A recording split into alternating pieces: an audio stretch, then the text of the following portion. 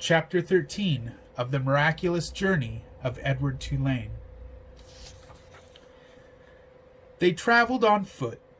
They traveled in empty rail cars. They were always on the move. But in truth, said Bull, we are going nowhere. That, my friend, is the irony of our constant movement.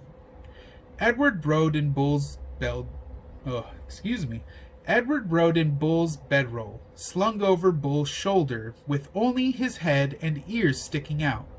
Bull was always careful to position the rabbit so that he was not looking down or up, but was instead, forever, looking behind him, at the road they had just traveled.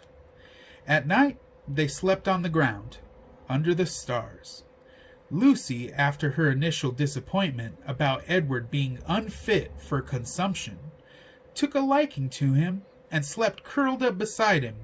Sometimes she even rested her muzzle on his china stomach, and then the noises she made in her sleep, whimpering and growling and chuffing, resonated inside of Edward's body.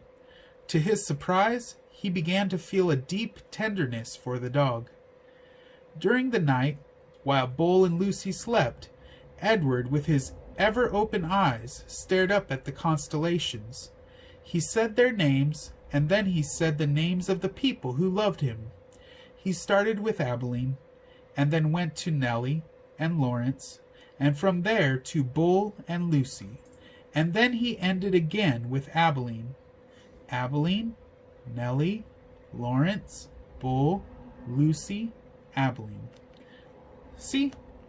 Edward told Pellegrino, I am not like the princess.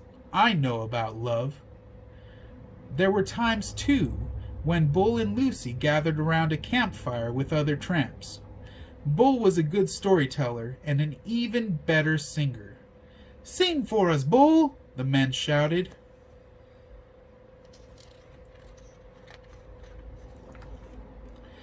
Bull sat with Lucy leaning against his leg, and Edward balanced on his right knee, and he sang from somewhere deep inside himself.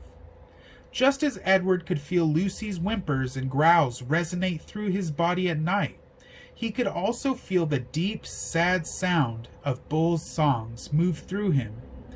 Edward loved it when Bull sang, and he was grateful to Bull, too, for sensing that a dress was not the right kind of clothing for Edward. Malone, said Bull one night, it's not my desire to offend you, or to comment negatively on your choice of garb, but I'm forced to tell you that you stick out like a sore thumb in this princess dress. And also, again, with no wish to offend you, the dress has seen better days. Nellie's beautiful dress had not fared well at the dump, or in its subsequent ramblings with Bull and Lucy. It was so torn and dirty and full of holes that it barely resembled a dress anymore. I have a solution, said Bull, and I hope that it meets your approval. With your approval. He took his own knit stocking cap and cut a big hole in the top of it, and 2 small holes on the side of it, and then he took off Edward's dress. Look away, Lucy, he said to the dog. Let's not embarrass Malone by staring at his nakedness. Bull slid the hat over Edward's head and pulled it down and poked his arms through the smaller holes.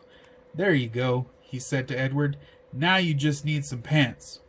The pants Bull made himself, cutting up several red handkerchiefs and sewing them together so that they formed a makeshift covering for Edward's long legs. Now you have the proper outlaw look, said Bull, standing back to admire his work. Now you look like a rabbit on the run. And that's it. Chapter 13.